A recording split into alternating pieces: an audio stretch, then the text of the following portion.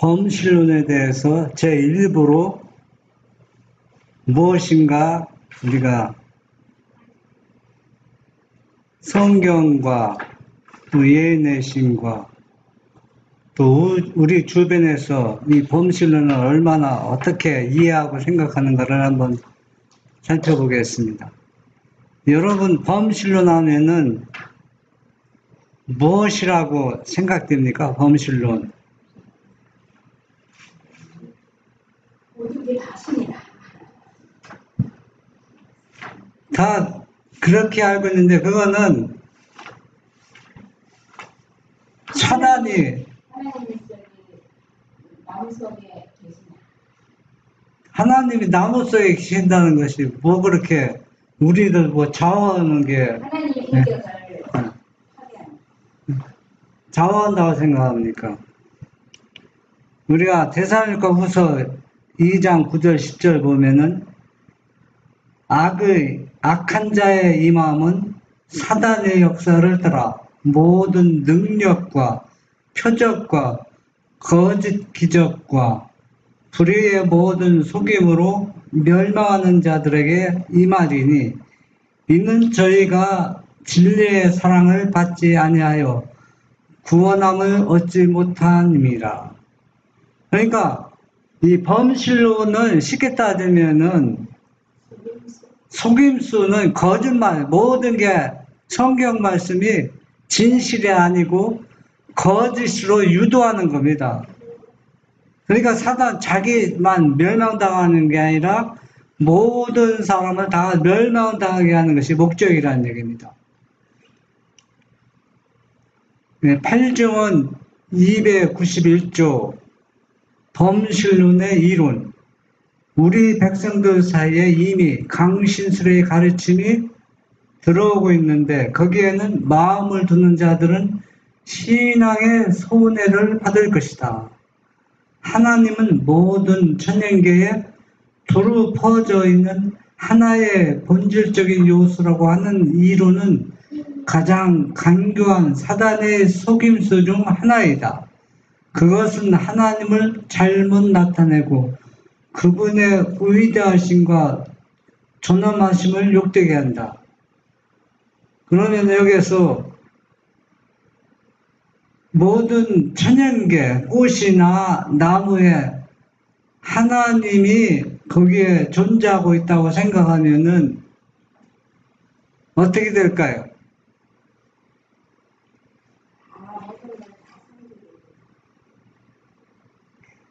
하나님의 존재가 필요가 없게 됩니다. 그러니까 모든 것이 다 뭐가 돼버려요? 네? 이 범신론은 뭐 특별하게 뭐 강신술과 같은 종류인데 특별하게 뭐 기적과 이자 그런 걸 역사하는 걸 생각하는데 물론 그것도 포함되지만 단순하게 생각하면은 범신론 자체는 강신술은 속이는 겁니다. 속이는 것. 그러니까 진리가 아닌 것을 위장해서 사람들을 진리로 믿게 유도하는 겁니다. 그러니까 결국은 진리를 믿지 않고 거짓말을 믿게 되면 결국은 그 사람은 어떻게 됩니까? 다 멸망당하게 된다는 얘기입니다. 하나님의 말씀은 범신론의 이론을 지지하지 않는다. 그분의 진리의 빛은 이 이론들이 영혼을 파멸시키는 매개물들임을 보여준다. 흑암이 그 요소이며 관능이 그 영역이다. 그것들은 육신적인 마음을 만족시키고 방종으로 기울여지게 한다. 하나님과의 분리는 그 이론들을 받아들인 결과이다. 네, 우리 밭에 보면요, 사과가 있는데 저 사과나무 하나님이 저 사과나무에 저기 거기서 그 속에서 하나님을 발견하는데 왜 우리가 멸망한다합니까? 왜 멸망당해요? 하나님 잘 믿으면 될 거 아니에요? 그냥 경배를. 아니 경배해서 우리가 하나님 잘 믿으면 나의 구원과 뭐 어떤 뭐 하나님의 실체를 막 혼란시키는. 혼란시키는데 하나님만 잘 믿으면 될 거 아니에요. 사람들이 아직도 범신론하면서 그 범신론의 그 궁극적 목적을 올바로 이해하는 사람이 그렇게 거의 없어요. 이해하는 게. 사과나무가 하나님이라고 해서 하나님처럼 생각하고 하나님처럼 믿어서 내 부활과 무슨 상관이 있냐는 얘기입니다. 사과나무가 우리 죄를 지는 거 아니에요. 그러면 하나님을 내 마음에 모시면 될 거 아니에요. 사과나무가 하나님 모시듯이 내 마음에 하나님 모시면 될 거 아닙니까? 어?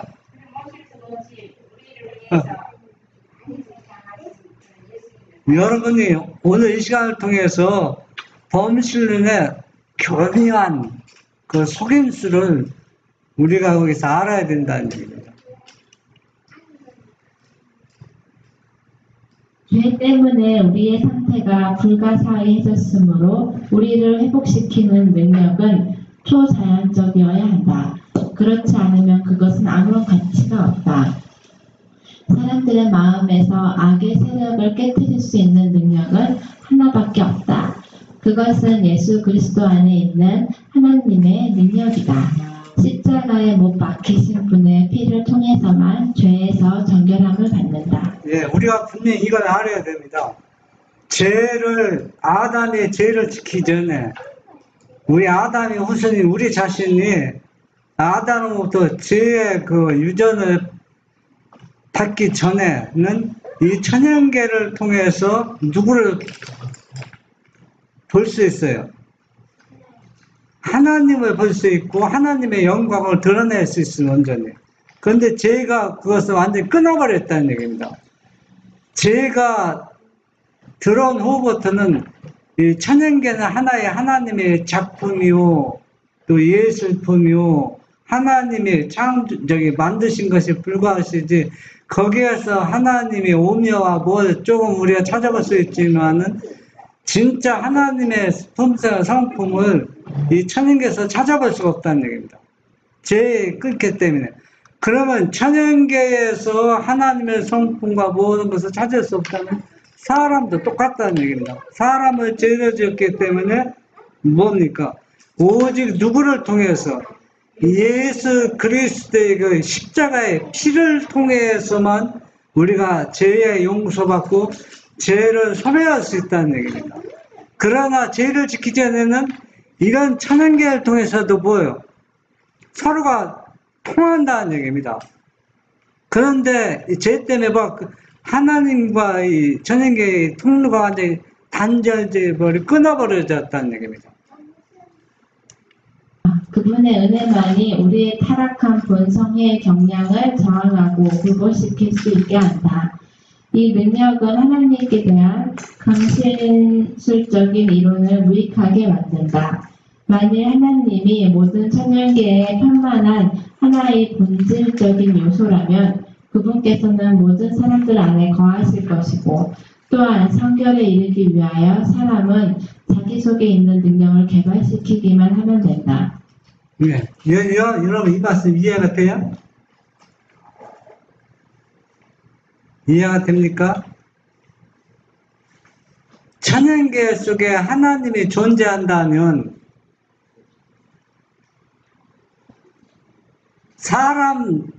모든 사람에게도 뭐가 존재한다는 얘기예요? 하나님께서 존재한다는 얘기입니다. 그런데 죄는 하나님과 우리의 관계를 어떻게 했다? 완전히 끊어버리게 되었다는 얘기입니다. 끊어버리게 되었기 때문에 이 천연계 속에서도 누구를, 하나님의 품성을 우리가 조금 어느 정도 희미하게 찾았으면 온전하게 하나님을 찾을 수가 없다는 얘기입니다. 죄 때문에. 그러면 인간을 통해서도 인간의 마음속에서 누구를 찾을 수가 없어요. 하나님을 찾을 수가 없다는 얘기입니다. 만약에 천연계 속에 하나님이 존재한다면 인간의 모든 마음에 누가 존재한다는 얘기예요? 하나님의 능력이 존재해서 그냥 자기 자신이 노력하고 그러면은 스스로 개발이 될 수 있다는 얘기입니다. 어?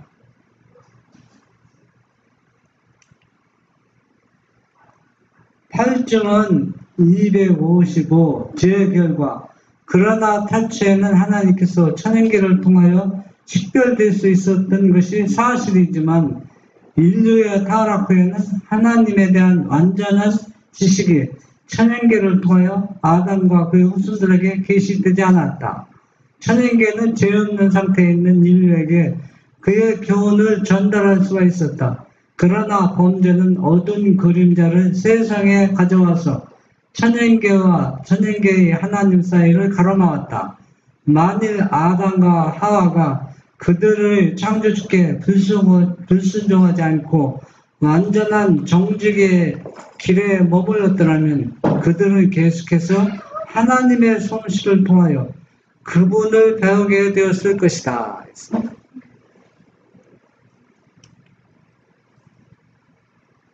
팔증언 257. 그러나 천연계의 사물의 아름다움에서 또한 그것들이 우리의 필요와 행복에 놀랍게도 적합하다는 데서 우리는 하나님께서 여전히 우리를 사랑하시며 그분의 자비가 여전히 세상에 나타나는 것을 배울 수 있다. 네.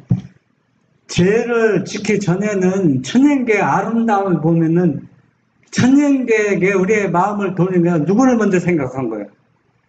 하나님을 생각하게 됐다는 얘기입니다. 하나님의 오묘한 신비한 그 솜씨, 경탄, 하나님을 찬양했는데 죄가 들어와서는 천연계를 보고서 천연계를 찬양하고 천연계에 하나님 대신 다 모험을 받고 있다는 얘기입니다. 팔증언 257. 사람이 천연계를 이해할 수 없게 됨. 그리스도를 떠나가면 우리는 여전히 천연계의 언어를 올바로 해석할 수 없다. 인간이 배워야 할 가장 어렵고 굴욕적인 공과는 인간의 지혜를 의존할 때에 그 자신은 무능하다는 것과 천연계를 정확하게 읽고자 하는 그의 노력이 분명히 실패로 끝난다는 것이다. 천연계를 하나님 위에 놓지 않고서는 그것을 혼자서 해석할 수 없다. 네.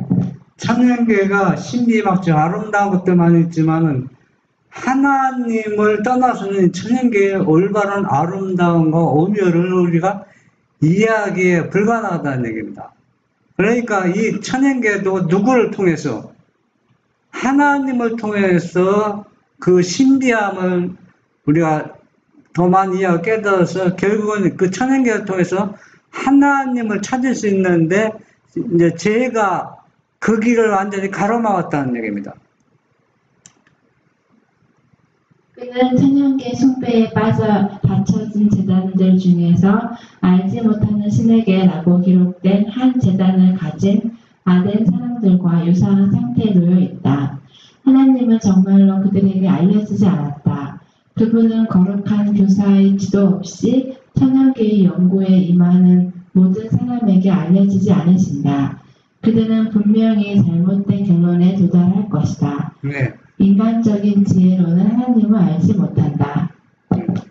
천연계가 우리에게 아름다움을 선사하고 또 여러 가지 좋은 것들, 우리가 볼 때는 눈으로 볼 때는 경탄할 일들이 많이 있지만 거기에서 아무리 누구를 찾을 수 없다는 얘기예요.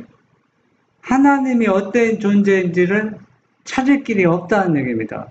그러나 우리가 하나님을 믿는 사람들은 하나님이 천연계를 창조하면서 이 천연계를 하나님 위에 올려놓고 이 천연계를 바라볼 때 우리가 이 천연계를 올바로 이해하고 우리가 이 천연계에게 영광을 돌리는 것이 아니라 누구한테 돌리는 겁니까? 하나님께 창조주께 돌릴 수 있다는 얘기입니다. 팔증언 259. 천연계의 법칙. 많은 사람들이 물질의 법칙과 천연의 법칙을 연구하는 중에 부인하지는 않을지라도 하나님의 계속적이고 직접적인 역사를 보지 못한다. 그들은 천연계가 하나님과 독립해서 활동하고 그 자체 속에 스스로 기능할 그 자체의 한계와 능력을 가지고 있다는 사상을 나타낸다. 그들의 마음에는 자연적인 것과 초자연적인 것 사이에 분명한 구분이 있다. 자연적인 것은 하나님의 능력과는 상관이 없는 일반적인 원인으로 돌린다. 물질에 살아있는 능력이 있다고 간주되고 천연계는 신이 된다. 네. 여러분, 자연법칙, 천연법칙 같은 얘기지만은 천연법칙이 여러분 설명을 하라면 어떻게 하겠어요? 천연법칙. 사람들은 천연법칙을 하면 해는 바로 해는 맨날 앞으로만 간다. 그게 천연법칙이라고 생각하는데 하나님은 천연법칙을 이루어도 갈 수 있다. 네. 여러분은 시골 생활을 하죠. 시골 생활에서 씨앗을 심어본 기억이 있습니까? 씨앗 은별을 심어봤죠. 6살 때도 한번 그 씨앗을 심으면 거기서 뭐가 나요? 새싹이 나고 싹이 나고. 엄마랑 나랑 색깔이 나는 게 너무 신기해요. 신기해요. 싹이 나서 뭘 줘봤어요? 물 주면 잘 자라죠. 네, 그게 무슨 법칙이에요? 천연계. 천연법칙이에요. 그게 천연법칙이라고. 그럼 천연법칙은 하나님이 없어도 스스로 막 자연적으로 돌아가는 게 천연법칙이에요? 사람들은 그렇게 생각하는데 그렇지 않다는 얘기입니다. 이 천연법칙을 운행하는 분이 누구예요? 하나님의 능력의 손길입니다. 이 능력의 손길을 딱 끊어버리면은 은별이가 씨를 땅에 심어도 싹이 나요, 안 나요? 안 나요. 그리고 물을 주어도 싹이 어때요? 안 나는 거예요. 그러니까 이 천연법칙도 누구 아래에 있는 거예요? 하나님의 아래에서 모든 것이 이루어지고 있다는 얘기입니다.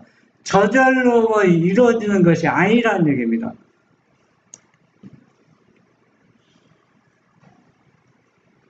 물질은 특정한 관계 속에 놓여져 하나님 자신도 간섭할 수 없는 정해진 법칙을 따라 움직이도록 되어 있고, 천연계에는 일정한 특성들이 부여되어 법칙에 종속됨으로써 그 법칙에 순종하고 본래 정해진 일을 하게 되어 있다고 생각한다. 이것은 거짓 과학이다. 하나님의 말씀에는 그것을 확증해주는 것이 아무것도 없다. 하나님은 당신의 법칙들을 폐하지 않으시고 그것들을 통하여 끊임없이 일하시며 그것들을 당신의 도구로 사용하고 계신다. 그것들은 스스로 작용하고 있지 않다. 예. 여러분 한 밤에 구름 한 점 없을 때 밤에 한 1시나 2시경에 오면 별이 가장 눈에 띄게 반짝거리는 게 보이잖아요. 그 별이 여러분이 눈에 보일 때는 크게 보여요? 작게 보여요? 작게 보이죠? 별이 모양이 뭐 조그만 주먹보다 적게 보일 때도 있죠. 그런데 씨앗보다 더 조금. 그 별이 진짜 가루 같아. 네, 얼마나 큰지 알아요? 엄청나게 커요, 별이. 네, 근데 그게 이제 우리가 사는 지구에 떨어지면 어떻게 될까요? 박살나죠? 사람들이 다 죽죠? 그런데 별이 떨어져서 사람이 죽었다는 얘기 들어봤어요? 못 들어봤죠? 그런데 왜 안 떨어질까요? 각자 그 별이 운행하는 길이 있죠? 우리도 도로 갈 때 차만 다니는 길은 우리가 사람이 지나가야 돼? 지나가지 말아야 돼? 지나가지 말아야죠. 도를 건너갈 때는 신호에 따라 도를 건너가야 돼. 그것이 뭐예요? 법칙이잖아요. 교통법칙. 그러니까 천연법칙도 하나님의 손 아래에서 움직이기 때문에 서로 충돌하지 않고 떨어지지 않고 유지가 되는 겁니다. 다 누가 그걸 운행하고 있어요? 하나님이 다 운행하고 있는데 사람들은 그것이 저절로 운행되어 있다고 합니다. 그러니까 이 천연법칙이 하나님 법하고 분리되어 있고 하나님 법보다 우선적으로 있다고 생각하는 사람도 있다는 얘기입니다. 이런 것들은 모두 거짓 과학이라는 얘기입니다. 하나님은 천연계 속에서 끊임없이 일하고 계신다. 천연계는 하나님의 뜻대로 지도를 받는 그분의 종이다. 천연계는 그 작용을 통하여 그분의 뜻대로 그분의 모든 업적 속에서 움직이고 계신 한 분의 지성적인 존재와 활동적인 역사를 증거한다. 8층은 260. 예. 우리가 범실론 얘기하면서 왜 천연계에 대해서 계속 이 선지자를 통해서 우리에게 말씀하고 있는가? 그래서 그 사단이 노리는 목적이 무엇인가? 그래서 모든 것은 다 거짓으로, 거짓 이론으로 또 거짓으로 해서 사람을 유도해서 하나님을 올바로 이해하거나 믿지 못하도록 하는 것입니다.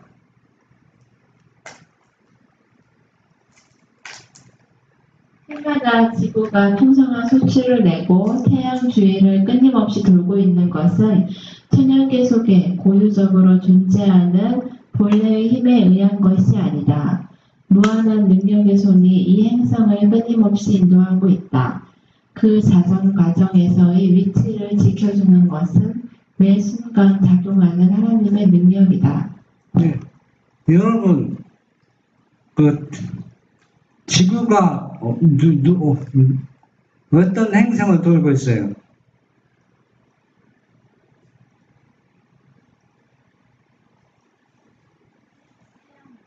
태양을 돌고 있죠. 그러면은 이런 행성들이 체계적으로 빠르지도 않고 늦지도 않고 일정하게 돌고 있는 것, 이런 것들은 스스로 어떤 힘에 의해서 하는 것이 아니라 누구의 손길, 무한한 능력의 창조주의 손길에 따라서 이 행성들이 끊임없이 돌고 있다는 얘기입니다. 그래서 하나님의 능력이 여기서 떠나면 어때요? 이 지구는 어때요? 파괴되고 박살날 수뿐이 없다는 얘기입니다. 여러분, 여기 천연계 경치 아름답죠? 이런 것들이 다 누가 운행하고 있다는 거예요? 하나님의 능력의 손길로 붙잡고 있다는 얘기입니다. 그러면은 우리가 이런 아름다운 천연계를 보면서 이 천연계가 아름답다, 너 참 이쁘다, 물론 그것도 좋지만 누구한테 영광을 돌려야 되는 거예요? 그렇지, 하나님께 영광을 먼저 돌려야 되죠. 그래야 올바로 하나님을 믿고 경배하는 사람이 된다는 거예요. 엄마한테 사달라고 감사하지만 선생님께 이런 거 만들어달라고 하면 저기 저 나무 뒤에 그게 있는 것 같은데 그거 아니 그거 아니야 타조. 하늘에 계신 하나님은 끊임없이 일하고 계신다. 생물이 자라나고 모든 잎들이 터져나오고 꽃이 피는 것은 그분의 능력 때문이다. 모든 빗방울과 눈송이, 뾰족뾰족 터져나오는 모든 풀잎, 모든 나뭇잎과 꽃과 관목은 하나님을 증거한다. 8층은 260. 농부가 아무리 씨를 뿌려도 그 씨가 농부가 땅에 뿌려서 싹이 나는 것이 아닙니다. 또 자라는 것도 아니에요. 이거는 물론 천연법칙 속에 하나님의 손길이 운행하고 있지만은 하나님의 능력의 손길이, 그러니까 그 하나님의 에너지, 그 스파크를 땅에 보내지 않으면 땅이 뭘 낼 수 없어요. 씨를 낼 수도 없고 자랄 수도 없고 열매를 낼 수 없다는 얘기입니다. 항상 땅에 뭘 보내기 때문에, 에너지, 하나님의 스파크, 전기를 보내기 때문에 이 일이 이루어지고 있다는 얘기입니다. 이게 뭡니까?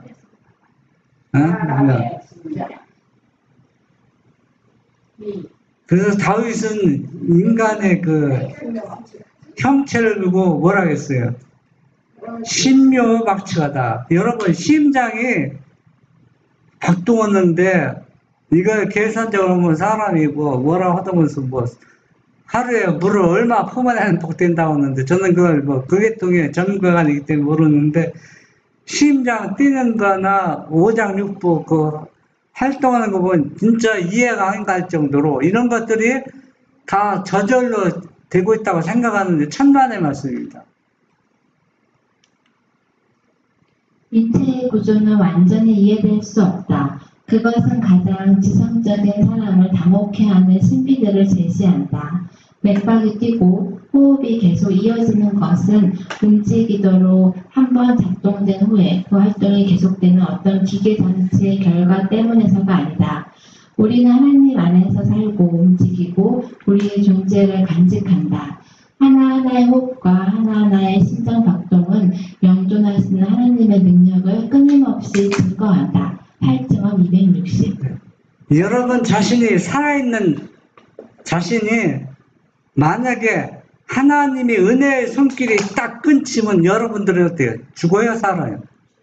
죽어요. 죽습니다. 내가 스스로 내 심장이 뛰고서 내가 스스로 숨을 쉰다고 생각하는데, 그러나 하나님의 능력의 손길이 딱 멈추면 사람은 다 죽을 수뿐이 없어요. 그러니까 인간이 하나님을 떠나서 존재할 수 있는 사람은 한 사람도 없다는 얘기입니다. 8증언 263 하나님의 능력의 신비. 가장 위대한 지성을 가진 사람들도 천연계에 나타난 여호와의 신비를 이해할 수는 없다.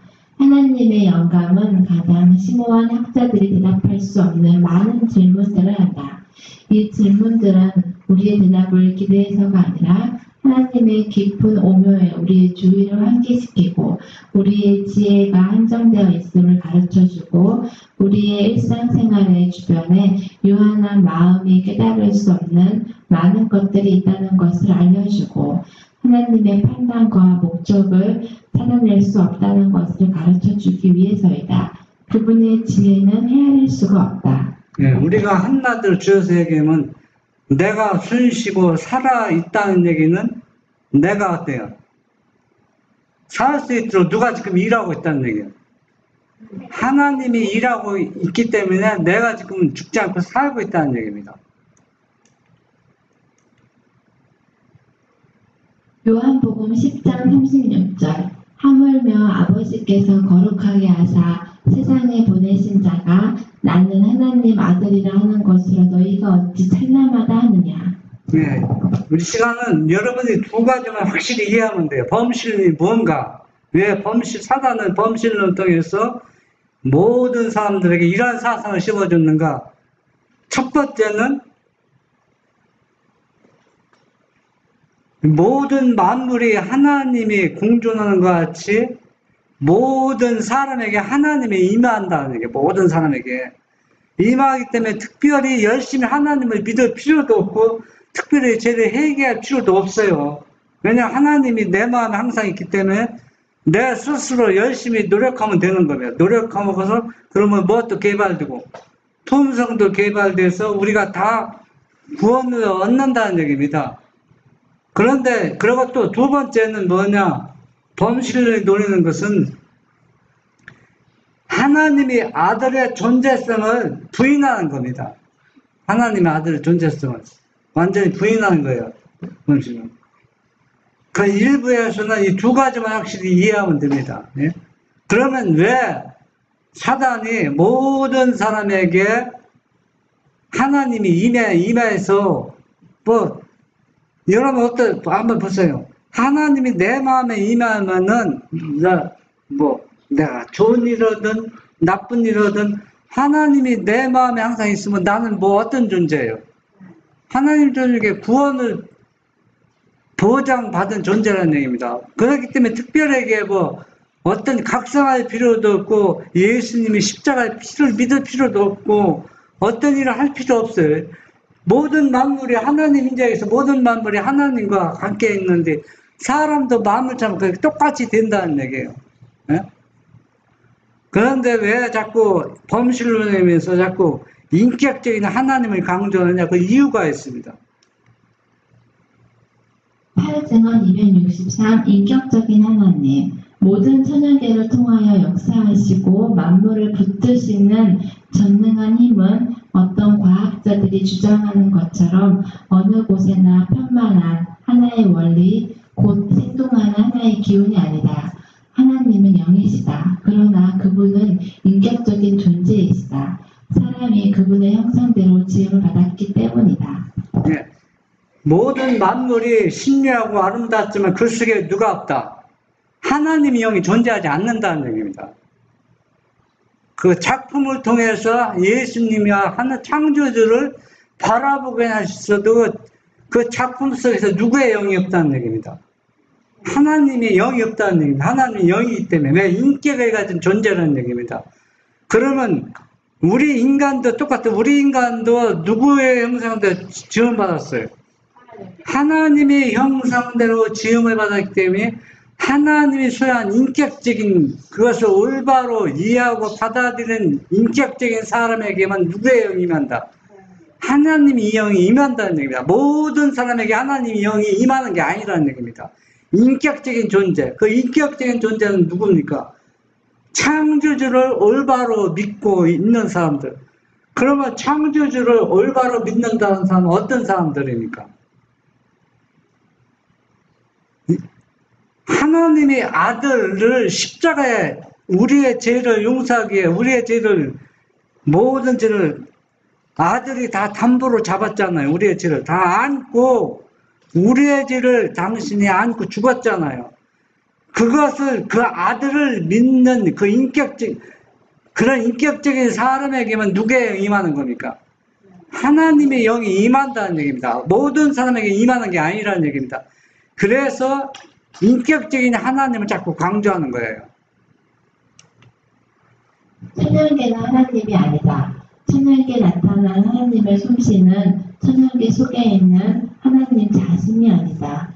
천연계의 사물들은 하나님의 품성의 표현이며 우리는 그것들을 통하여 하나님의 사랑과 능력과 영광을 이해하게 된다. 그러나 우리는 천연계를 하나님으로 생각해서는 안 된다. 예수님이 한 번도 그렇게 말씀한 적이 없죠. 인간의 예술적인 재간이 매우 아름다운 작품, 눈을 즐겁게 하는 것들을 만들어내고 그것들이 그 고한자의 사상에 대하여 무엇인가를 우리에게 말해준다. 그러나 만들어진 것이 그 사람은 아니다. 존경을 받아야 하는 것은 그 작품이 아니라 그것을 만든 사람이다. 이와 같이 천연계가 하나님의 생각을 표현하고 있을지라도 높임을 받아야 하는 것은 천연계가 아니고 천연계의 하나님이시다. 예. 그러면 이 얘기를 우리가 또 인격적인 하나님이 인격적인 그 자신의 모습대로 인간을 창조했을 때 인간은 누구의 마음을 가지고 있는 겁니까? 하나님의 마음을 소유하고 있는데 죄가 그걸 갈라놓았잖아. 분리됐는데 누구를 통해서? 예수님을 통해서 우리가 그 분리됐던 것을 연결고리를 잡았는데 범실로는 그 목적이 뭡니까? 아들을 부인해서 연결고리를 연결되지 못하게 끊어버리는 게 범실론의 목적이라는 얘기입니다. 다른 게 아니에요. 여러분 아까 그 성경 요한복음 10장 36절에 뭐라 했어요? 예, 거기에 내가 아들이라고 하는 것이 내가 하나님의 아버지의 아들이라는 것이 참남 뜻이라고 생각하느냐? 그런데 유대인들은 뭐라 했어요? 너희가 참난 때다. 그래서 예수님을 죽이려고 했다는 얘기입니다. 우리가 하나님의 아들이면 사람의 아들로서 하나님의 아들이라고 그러니까 그 제목을 8증언 264 인간의 창조에서 인격적인 하나님의 힘이 나타났다. 하나님께서 그분의 형상대로 사람을 창조하셨을 때 인간의 형체는 그 모든 구성면에서 완전했지만 생명은 없었다. 그때에 인격적이요 자존하시는 하나님께서 그 형체 속에 생기를 불어넣으셨다.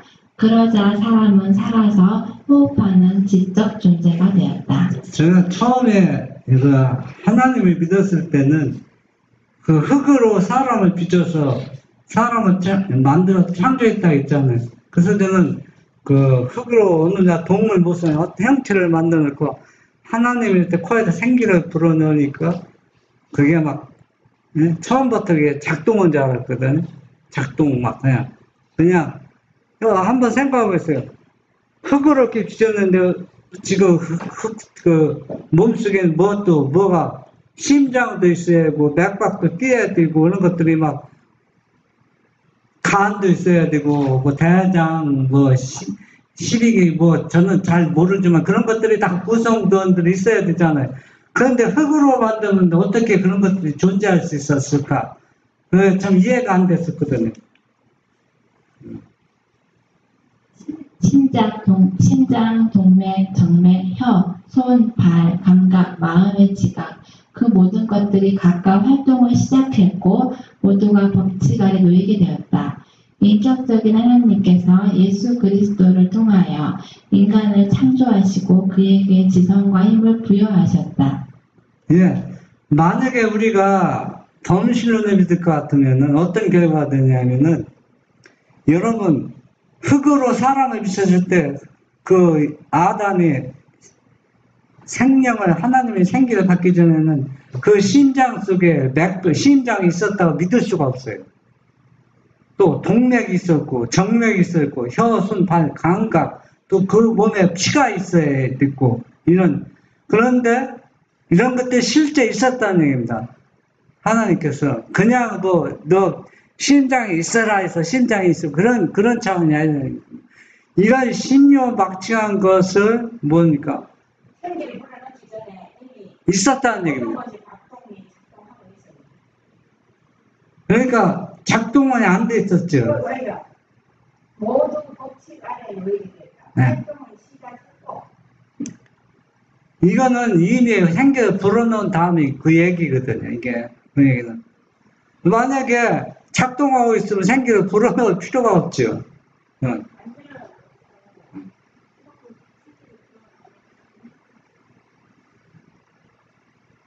8증은 264. 만일 하나님께서 천년계의 사물들 곧 꽃과 나무와 풀잎 속에 개인적으로 거하시는 것으로 나타내어지기를 바라셨다면 그리스도께서는 지상에 계셨을 때 당신의 제자들에게 이 사실에 대하여 말씀하지 않으셨겠는가?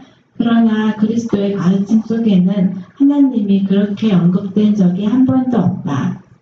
네. 그리스도와 사도들은 인격적인 하나님의 존재에 관한 진리를 분명히 가르치셨다. 예, 이 범신론이 얼마나 무서우냐면은 우리가 이걸 이해하고 깨달아야 되거든요. 그냥 평상시 강신설 그런 차원의 이 범신론은 만약에 이 범신론의 사상에 젖어 있으면은 어떻게 되느냐면은 예수님께서 한 번도 그렇게 말씀하시지 않았거든. 너희가 나를 사랑하면 뭐라 했어요? 계명을 지키라. 그 계명을 지키라는 얘기가 그 계명 자체를 얘기하는 게 아니라 인격적으로 너희가 창조를 받았기 때문에 인격적으로 하나님 인격적으로 창조를 받았잖아요 우리가. 그러니까 인격적인 내가 되라는 얘기다. 그러니까 인격적인 되라는 얘기는 하나님의 모든 속성을 보여. 창조가 되니까 그걸 받으라는 얘기입니다. 그 받지 않으면 뭐가 하나님의 영이 그 마음에 역사할 수가 없다는. 근데 범신론은 그런 거 필요가 없어요. 필요가 없어서 다 누가 임하니까 하나님이 임한다는 얘기입니다. 그러니까 뭐 열심을 내서 하나님 믿을 필요도 없어요. 결국은 그게 범신론이 그냥 모든 사람이 만물에게 하나님 영이 임하기 때문에 모든 사람이 하나님 영이 임하기 때문에 다 뭡니까? 다 구원을 받는다는 얘기다. 이렇게 해도 구원받고 저렇게 해도 구원받고 이게 범신론 사상의 목적이 실체라는 얘기입니다. 범신론이죠. 다 그게 모든 사상은 범신론. 그러니까 온 교회가 어디에 사는 범신론 사상에 빠져있다는 얘기입니다. 그래서 이 범신론을 얘기하면서 인격적인 하나님 또 하나님의 아들을 드러내는 것은 이 범신론 이런 것들을 다 못 찾아왔대요. 드러내지 못하고 그냥 저 꽃들도 하나님이 임하는 임재였는데 하물며 인간의 마음에 하나님 임재하는데 뭐 그렇게 까다롭게 믿고 그러냐. 그냥 편하게 그렇게 하나님을 믿으라는 얘기입니다. 이 범신론에서 아주 무서운 사상이라는 얘기입니다. 그리스도께서는 죄 많은 인간이 멸망을 당하지 않고 감당할 수 있는 범위에서 하나님께 대한 모든 것을 계시하셨다. 예, 그래서 하나님께서는 이 범신론을 거기 사상에 젖으면은 빠져나오기 힘들고 다 멸망당하니까 왜 멸망을 당하지 않도록 사람들에게 감당할 수 있는 빛과 진리를 주셨다는 얘기입니다. 사입증언 268 성경의 증언. 성경은 하나님과 그리스도와의 관계를 분명히 알려준다. 그리고 그것은 각자의 인격과 개성을 분명하게 보여준다. 네. 여러분이 예수님은 분명히 말했죠. 하나님은 따로 개체가 있는 분, 인격적인 하나님이 있고 본인도 뭐입니까? 인격적인 하나님의 아들입니다. 그런데 내 안에 누가 존재한다 했어요? 아버지가 존재하고 아버지 안에 또 누가 존재하는 겁니까? 예수님이 존재하는데 사람들은 이 인격적인 하나라는 얘기가 아닙니다. 그러면 왜 그 얘기가 있는가? 하나님은 그리스도의 아버지이시고 그리스도는 하나님의 아들이시다.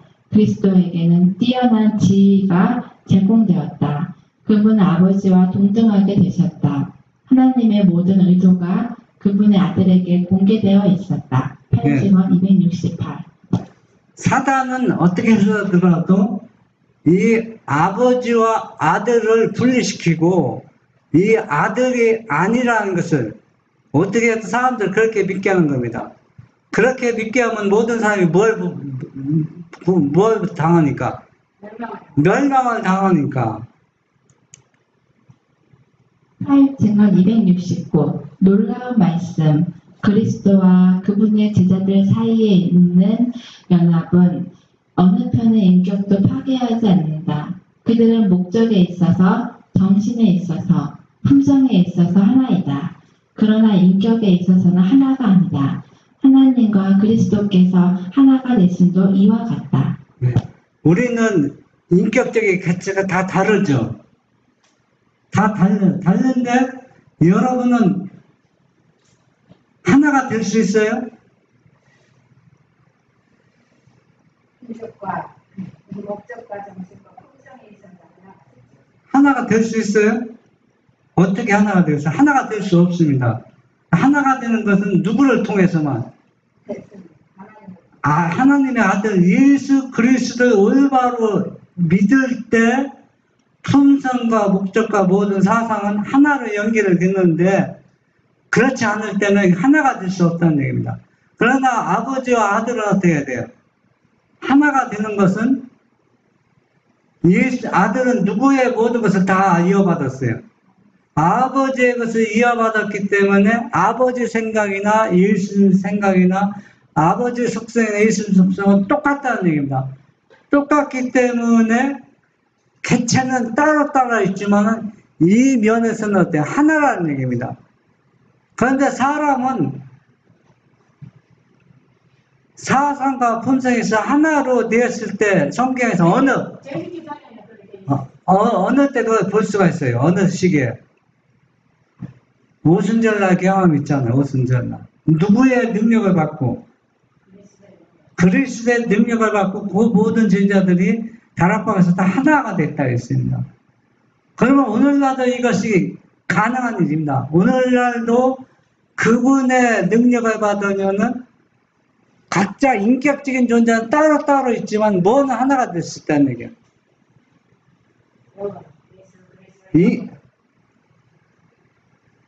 서로 인격을 파괴하지 않는 한도 내에서 뭐가 하나가 됐다고 했어요?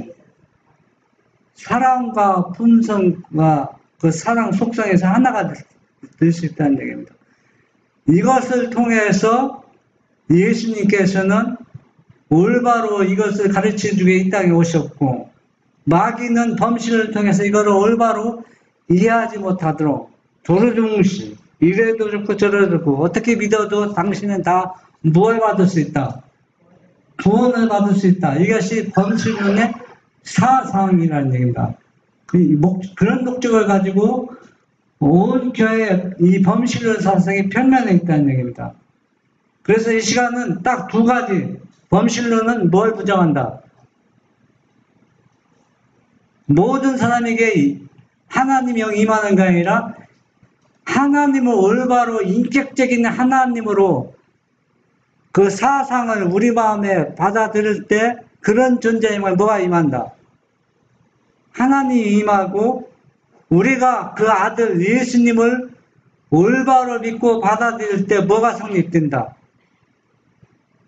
예수님이 내 안에 있고 내 안에 예수님이 존재하는 것처럼 예수님과 내가 우리가 하나가 될 수 있다는 얘기입니다.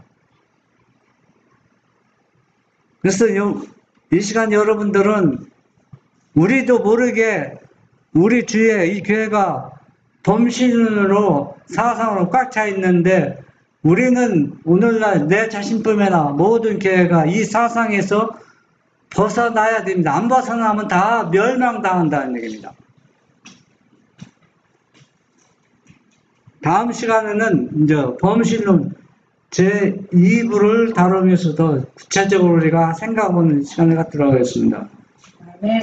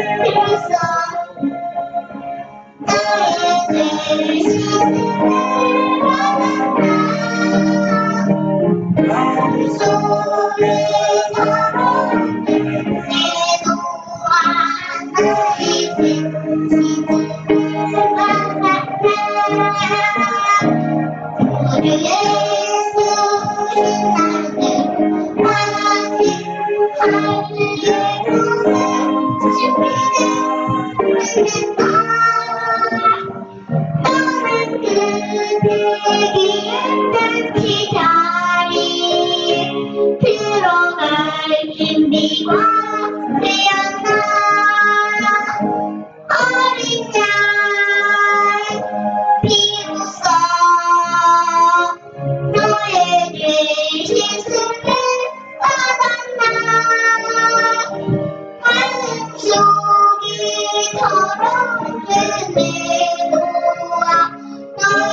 죄 씻음을